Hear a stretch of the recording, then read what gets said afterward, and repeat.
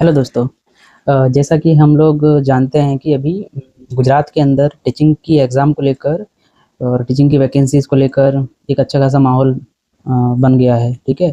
गुजरात के अंदर जो स्टेट एग्ज़ामिनेशन बोर्ड है, एसीबी बोलते हैं इसको, तो उसने अभी टेट 1 की एग्ज़ाम करा दी है और उसके रिज़ल्ट भी आ गए हैं, ठीक है? और इसी के साथ-साथ अभी टाट एचएस, ठीक है? जो कि एग्ज़ाम 11th-12th के अंदर अगर टीचर बनना हो गुजरात के अंदर तो उसके लिए एलिजिबिलिटी टेस्ट लेता है, ठीक है? इसी के आधार पर हमारी मेरिट बनती है अगर 11th-12th में आपको टीचर बनना हो किसी भी मीडियम के अंदर।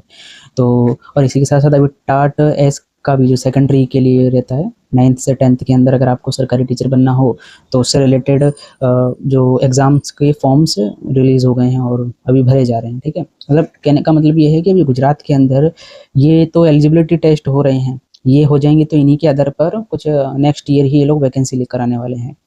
तो अभी टीचिंग को लेकर गुजरात में अच्छा खासा माहौल बन गया है कि जो टीचिंग की लाइन की जो तैयारी कर रहे थे बच्चे उनके लिए एक अच्छा अवसर है। अगर वो लोग ढंग से प्रिपरेशन करते हैं, अच्छे से तैयारी करते हैं, तो वो लोग इस साल आराम से जो टेट, टाट या टेट 1, टेट 2 जितनी भी एग्ज़ाम्स रहती हैं टीचिंग से रिलेटेड गुजरात की, स्पेशल गुजरात के लिए, तो वो क्लियर कर सकते हैं और अपना जो उनका टीचर बनने का जो ख्वाब है, सपना है, उसको पूरा कर सकते हैं। तो मैंने अभी हाल में ही जो हमारा असिस्टेंट प्रोफेसर के लिए जो एग्ज़ाम रहता है, ठीक है? जिसको यूजीसी नेट बोलते हैं, देखो उसके अंदर भी एक तरफ देखा जाए तो वो टीचिंग के लिए ही एग्ज़ाम होता है। बस वो उसके अंदर असिस्टेंट प्रोफेसर, ठीक है? जो कॉलेज के अंदर प्रोफेसर पढ़ाएँगे, उसके लिए वो एग्ज़ाम ली जाती है। तो उसको क्लियर किया है और मैंने 3-4 बार लगातार असिस्टेंट प्रोफेसर का ये जो एलिजिबिलिटी टेस्ट होता है, इसको क्लियर किया है। साथ ही साथ इस बार अभी जो सीटेट का एग्ज़ाम हुआ था, उसे भी मैंने दिया और मैंने जिस तरह की प्रिपरेशन की थी उससे मुझे लग रहा है कि मेरा आराम से फर्स्ट अटेम्प्ट में ही सीटेट भी क्लियर हो जाएगा। तो अभी जब मुझे पता चला कि भाई टाट की जो एग्ज़ाम होती है उससे 11th-12th में हम यहाँ टीचर बन सकते हैं गुजरात में, तो उसकी भी प्रिपरेशन मैंने अपने तरीके से शुरू की है और मैं जिस तरीके से प्रिपरेशन कर रहा हूँ, वो मैंने सोचा कि चलो जो खासकर हिंदी माध्यम से जो विद्यार्थी गुजरात में टेट की, टाट की एग्ज़ाम देने वाले हैं, उनके लिए कुछ वीडियो बनाता हूँ और क्या पता उससे जो विद्यार्थी हैं, ठीक है? जो मेरे जैसे हैं, उनको कुछ सहायता मिलेगी। तो शुरू करते हैं वीडियो को, ठीक है? तो जैसा कि हम जानते हैं कि जो टाट एचएस है, वो एग्ज़ाम 2 स्तर पे होने वाली है। पहले प्रीलिम्स लेवल पर होगी, ठीक है? प्रीलिम्स लेवल पर होगी तो जो बच्चे प्रीलिम्स को क्लियर करेंगे, जिनका मतलब कट ऑफ क्लियर करेंगे, तो उनको मेंस लिखने का मौका मिलेगा, ठीक है? मेंस में रिटन रहेगा और जो प्रीलिम्स है, वो एमसीक्यू बेस्ड रहने वाला है। तो मेंस के अंदर हमको जो रिटन लिखना पड़ेगा, ठीक है? उसमें भी 2 पेपर होने वाले हैं और ये जो प्रीलिम्स है इसके अंदर भी वैसे 2 पेपर तो नहीं, पेपर एक ही आएगा पर इसके अंदर विभाग 1, विभाग 2 ऐसे करके 2 आएँगे विभाग प्रीलिम्स के अंदर। और जो विभाग 1 है उसके अंदर भी कुछ सेक्शन आएँगे, ठीक है? ए-बी-सी-डी-ई तक आएँगे और उसमें कुछ जगहों पर शैक्षणिक योग्यता से रिलेटेड, ठीक है? शैक्षणिक मनोविज्ञान से रिलेटेड और रीजनिंग आएगा, और गुजराती स्पेशल चीज़ें रहेंगी, जीके रहेगा, ये सब रहेगा। और फिर गुजराती ग्रामर का 10-15 क्वेश्चन गुजराती ग्रामर के आएँगे और इंग्लिश ग्रामर के आएँगे। ये तो जो पेपर 1 के अंदर ही जो विभाग ए है, उसके अंदर की ये चीज़ें हैं। ये 100 नंबर का रहेगा, ठीक है? फिर इसी के साथ प्रीलिम्स में ही जो विभाग बी रहेगा, ठीक है? तो हम टाट एचएस को लेकर अगर बात करें तो इसमें हम 11th-12th के टीचर बनने वाले हैं। तो जब आपने फॉर्म भरा होगा तो वहाँ आपने कोई ना कोई एक सब्जेक्ट सेलेक्ट किया होगा कि भाई मैं इस सब्जेक्ट का टीचर बनना चाहता हूँ। तो उस सब्जेक्ट से रिलेटेड ही पेपर 1 का जो विभाग बी होगा, ठीक है? तो उसके अंदर 100 क्वेश्चन आने वाले हैं और वो 100 के 100 क्वेश्चन आपके 11th-12th का आपका जो भी सब्जेक्ट हो, जैसे मेरा हिंदी है, तो 11th-12th की जो बुक है आपकी, ठीक है? गुजरात बोर्ड की बुक है, ठीक है? उसमें से ही क्वेश्चन आने वाले हैं। और सच कहूँ तो मैंने पेपर का लेवल देखा है, खासकर आपका जो भी मेन सब्जेक्ट है, ठीक है? जैसे मेरा हिंदी है, तो ठीक-ठाक लेवल है, ना ज़्यादा बहुत हाई है, एकदम अगर कोई व्यक्ति ने जो अपना रुचि वाला सब्जेक्ट लिया है, उसने उसी में बीएड, एमए या फिर उसका जो भी पढ़ाई कंप्लीट की है, ठीक है? तो सच कहूँ ना तो ठीक-ठाक अगर प्रिपरेशन ध्यान से करेगा, 1 महीने लगन के साथ अगर प्रिपरेशन करेगा, तो ये एग्ज़ाम ऐसी है कि आराम से निकाली जा सकती है। बस एक चीज़ याद रखना कि लिमिटेड कंटेंट रखना है हमको, ठीक है? लिमिटेड कंटेंट रखना है और मल्टीपल टाइम रिवीज़न करना है बस। एक ये ही 2 ऐसे तरीके हैं जिससे आप किसी भी एग्ज़ाम को आराम से क्वालीफ़ाई कर सकते हो। लिमिटेड कंटेंट रखो, आप पहले ही डिसाइड कर लो, ठीक है? ज़्यादातर हो सके तो ऑथेंटिक सोर्स को ज़्यादा अपना पढ़ाई का सोर्स बनाओ, ठीक है। जैसे भाई मुझे अगर तैयारी करनी है तो भाई मैं जो हमारे जीसीईआरटी है, गुजरात बोर्ड की बुक्स हैं, मैं उसी में से तैयार करने वाला हूँ। उसके अलावा मैं कि भाई ये कोचिंग की ये वाली बुक ले लो, वो कोचिंग की, तो भाई कहीं से कुछ नहीं आने वाला है। जो पेपर बनाने वाले प्रोफेसर आते हैं, ठीक है, उन्हें रेफरेंस बुक के रूप में भी यही ऑथेंटिक बुक दी जाती है। तो उनके लिए भी एक टास्क ये रहता है कि उन्हें इन्हीं के आधार पे बनाना है क्वेश्चन। वो किसी पब्लिकेशन की बुक को देखकर नहीं आते हैं, या फिर उस पब्लिकेशन की बुक को देकर उन्हें क्वेश्चन पेपर बनाने के लिए नहीं दिया जाता है। उन्हें अगर क्वेश्चन पेपर बनाने के लिए दिया भी जाता है तो वो यही ऑथेंटिक सोर्स रहते हैं, इन्हीं से उन्हें बनाना पड़ता है, ठीक है। अगर मतलब थोड़ा बहुत अगर प्रैक्टिस ही करना है, अगर हमें चीज़ें जानना है, तो आप जो एसईबी और भी जो एग्जाम कराता रहता है, आप उनके पीवाई की देख लो, प्रीवियस ईयर क्वेश्चंस देख लो, तो उसके आधार पे भी हमें पता चल जाएगा कि हमें किस तरह की तैयारी करनी चाहिए, ठीक है। तो सबसे पहले एक मैं चीज़ आपको ये बोलूँगा कि आप जो हमारा एसईबी है, ठीक है, स्टेट एग्जामिनेशन बोर्ड, उसने अपनी वेबसाइट पर ये टाट एचएस या फिर आप टाट एस की तैयारी कर रहे हो तो उसका ऑफिशियल नोटिफिकेशन निकाला है और उसके अंदर प्रॉपर सिलेबस भी दिया है। तो आप हो सके तो सिलेबस की एक अच्छी सी प्रिंट आउट निकलवा लो, ठीक है। उसको आधार रखकर उसमें जो भी टॉपिक दिए हुए हैं उसको अगर आप यूट्यूब पे सर्च करके पढ़ना चाहते हो तो यूट्यूब पे भी आपको मिल जाएंगे, अच्छे खासे टीचर्स हैं, ठीक है। वो जो पढ़ा रहे हैं उतना ही लिमिटेड कंटेंट आप पढ़ो, नोट्स बना लो और फिर उसका रिवाइज करो, फिर उसके बाद प्रैक्टिस करने की कोशिश करो, बस इस पे एक चीज़ ध्यान देना चाहिए। और मैं अपनी तरफ से एक यही चीज़ कहूँगा कि जो अभी प्रीलिम्स लेवल पर देखो, प्रीलिम्स के मार्क्स है ना, मेन जब रिजल्ट आएगा उसमें नहीं गिने जाएंगे, वो जस्ट एक क्वालिफाइंग लेवल है। तो आपको जो पूरी मेहनत करनी है ना, वो मेरे हिसाब से मेंस में ही करनी चाहिए, ठीक है। मेंस के आधार पर ही आपका मेन मेरिट बनने वाला है, और मेंस अपने आप में 200 मार्क्स का होने वाला है, ठीक है। और प्रीलिम्स भी 200 मार्क्स का ही होने वाला है, पर उसके अंदर अगर आप 150 भी ले आओगे तो वो कोई मतलब का नहीं है। और पिछली कट ऑफ जितना मैंने मतलब पढ़ा था उसमें ये था कि 70 या 80 कट ऑफ गई थी, पिछली कट ऑफ जो गई थी। तो हो सके तो आप ट्राई ये करो कि बस आपका प्रीलिम्स हो जाए। और प्रीलिम्स हो जाने के लिए पता है, आप जस्ट पेपर 1 के अंदर जो प्रीलिम्स लेवल में हमारा जो विभाग भी है जिसके अंदर हमें 11-12 के सब्जेक्टों की तैयारी करनी है, आप वही कंटेंट बहुत अच्छे से कर लो, क्योंकि देखो 80 क्वेश्चन आपके मेन कंटेंट से आने वाले हैं 11-12 के, और 20 क्वेश्चन आपके मेथड बेस्ड होंगे, ठीक है, मतलब थोड़ा पद्धति शास्त्र कि भाई इस सब्जेक्ट को किस तरह से पढ़ाना चाहिए, जो कि हम बीएड में पढ़ते हैं, तो उस आधार पे पूछे जाने वाले हैं। तो एकदम ईजी ही रहेगा, अगर हम थोड़ा बहुत अपने तरीके से ढंग से तैयारी कर लें तो आराम से प्रीलिम्स क्वालिफाई किया जा सकता है। अब बारी आती है कि भाई मेंस किस तरह से करना चाहिए। तो मेंस के अंदर मेन सिलेबस ये है कि एक तो पेपर 1 होगा और एक पेपर 2 होगा। पेपर 1 जो होगा वो आपकी भाषा सज्जता को, ठीक है, आपका जो भाषाओं को लेकर नॉलेज किस तरह का है, आप बोल पाते हो कि नहीं, पढ़ पाते हो कि नहीं, लिख पाते हो कि नहीं, ठीक है, आपका व्याकरण चेक करेंगे। और यहाँ पर अंतर एक ये है कि अगर हिंदी माध्यम का बच्चा है, जैसे मैं हिंदी माध्यम से मैंने अप्लाई किया है, तो मेरे लिए जो भाषा सज्जता का पेपर रहेगा वो हिंदी रहने वाला है, ठीक है।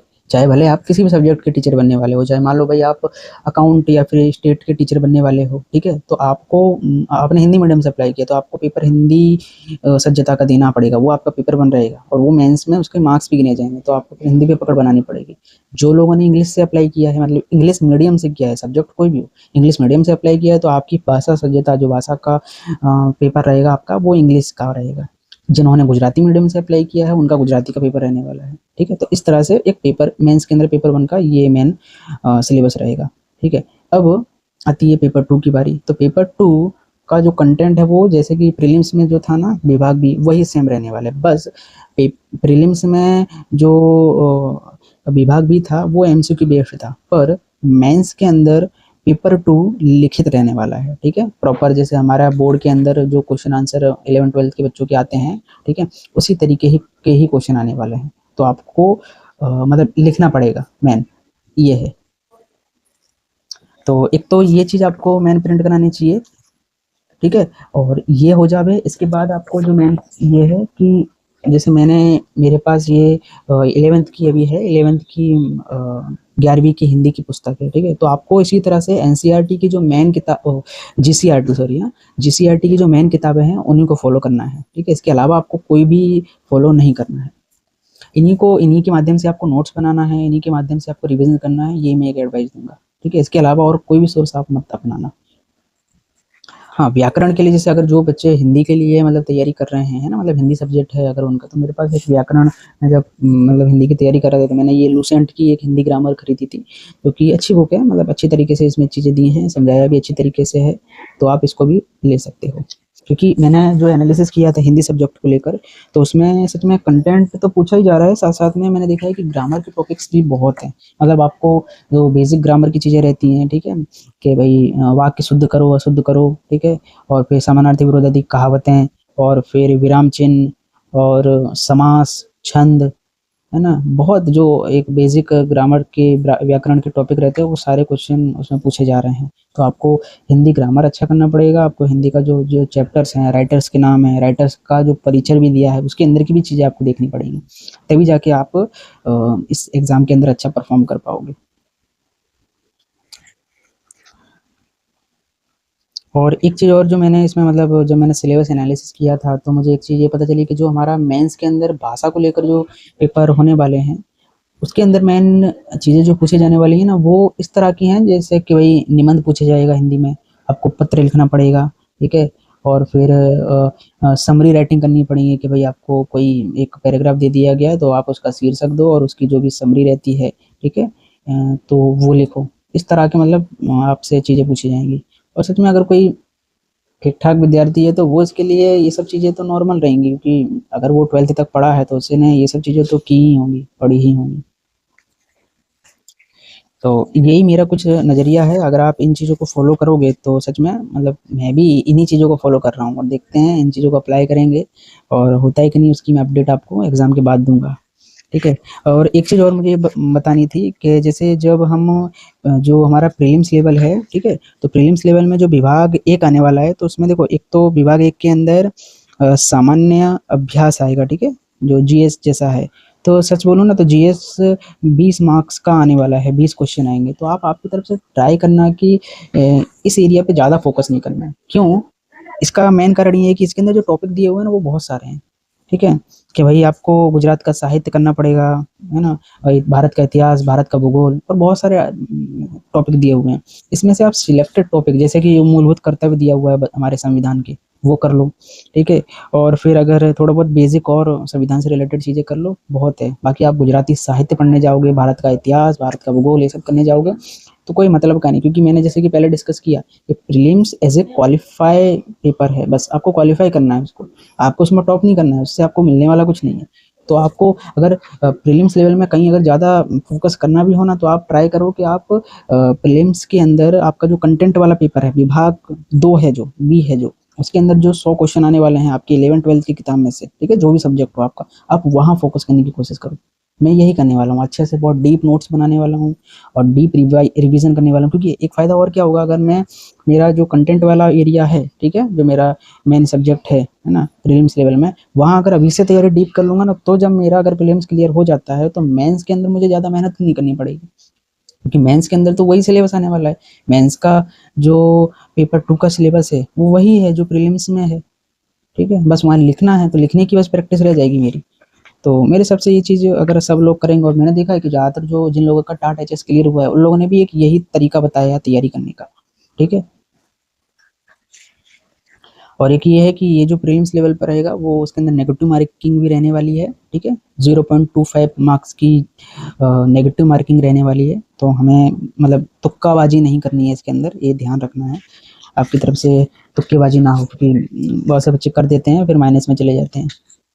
और अगर प्रीलिम्स में अगर तैयारी करनी है, ठीक है? पेपर 1 के अंदर जो विभाग 1 है, उसके अंदर अगर तैयार करना हो ना, तो जो शैक्षणिक अभियोग्यता वाला भाग है, जिसके अंदर जो है 35 नंबर के क्वेश्चन आने वाले हैं, ठीक है? 35 क्वेश्चन, और वो एक क्वेश्चन का 1 नंबर है, तो 35 नंबर के क्वेश्चन आएँगे, ठीक है? तो वो तैयार किया जा सकता है, क्योंकि बहुत बहुत सिंपल टॉपिक है, अगर क्योंकि हर व्यक्ति ने बीएड किया होगा, और ये बीएड के अंदर ये टॉपिक आते ही आते हैं, जितने भी टॉपिक मैंने देखे हैं, पढ़े हैं, ठीक है? और अगर आप रीज़निंग, ठीक है, अगर आप तैयारी कर रहे हो, ज़्यादातर जो बच्चों ने फॉर्म भरा होगा, वो कोई ना कोई कॉम्पिटिशन की एग्ज़ाम की तैयारी कर ही रहे होंगे, और बेसिक रीज़निंग सबको आती है। तो बेसिक रीज़निंग के टॉपिक्स आप कर लो, कोडिंग, डिकोडिंग, ठीक है?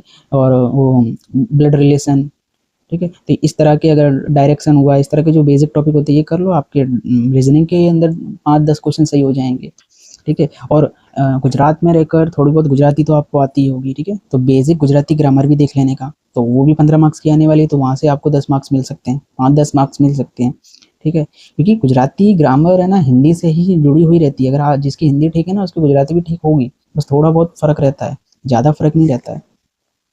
और अंग्रेजी ग्रामर आने वाली है 15 मार्क्स की, ठीक है। तो बेसिक इंग्लिश का भी देख सकते हैं। मतलब पेपर 1 में विभाग के 1 के अंदर अगर आपको कहीं तैयारी करनी हो ना, तो ये विभाग 1 के अंदर आ को छोड़कर जो आ वाला भाग दिया है, उसके अलावा जो ब दिया है, क दिया है, ड दिया है, ठीक है, ई दिया है, इसको आप तैयार कर लो। ये ज़्यादा फायदेमंद है और ईजी भी है। यहाँ ज़्यादा डाइवर्सिटी नहीं दिखेगी आपको, चीज़ें एकदम जुड़ी-जुड़ी हैं, तो वहाँ से तैयारी करनी चाहिए। मतलब मैं भी यहीं से करने वाला हूँ, तो मेरा तरीका जो है, मैं जो करने वाला हूँ, मैं वही बताने की कोशिश कर रहा हूँ। फिर जो विभाग 2 है, ठीक है, तो वहाँ 100 नंबर के क्वेश्चन आने वाले हैं और 80 क्वेश्चन विषय वस्तु के रहेंगे, यानी जो भी 11-12 की आपकी बुक है वहाँ से रहने वाले हैं, और 20 क्वेश्चन उस विषय से जुड़ी हुई पद्धति से आने वाले हैं, ठीक है। तो किस तरह से पढ़ाना चाहिए उससे रिलेटेड है। बढ़िया है और मेरे हिसाब से अच्छा आएगा पेपर, ठीक है। पुराने साल का मैंने पेपर देखा था और जिस तरह का लेवल दिखा था मुझे, तो लगा कि अगर कोई व्यक्ति 1 महीने ढंग से अगर तैयारी करेगा तो आराम से इस पेपर को निकाल सकता है।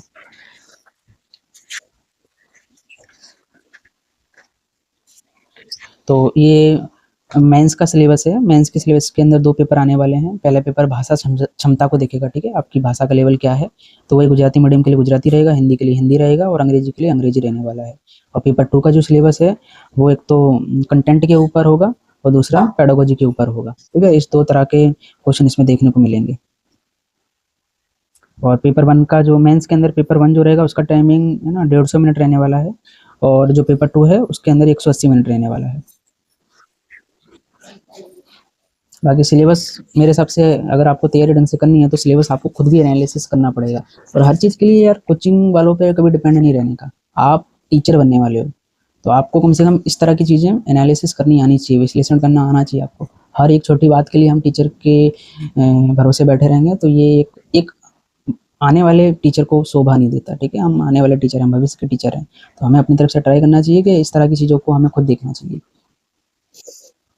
तो आगे अगर और भी कुछ आपके डाउट हो तो कमेंट करना और चैनल को सब्सक्राइब करना, क्योंकि मैं टीचिंग की दुनिया से रिलेटेड बहुत सारी चीज़ों को इस चैनल पे लाने का प्रयास करूँगा। और मैं भी तैयारी कर रहा हूँ, तो मेरा जो अनुभव रहा है, ठीक है, मेरी तैयारी में जिस तरह की मतलब कुछ नई चीज़ें मैं जोड़ रहा हूँ, अगर कुछ ऐड कर रहा हूँ तो उसे मैं इस अपने चैनल पर डालता रहूँगा, ठीक है। तो मिलते हैं अगले वीडियो के अंदर। Thank you.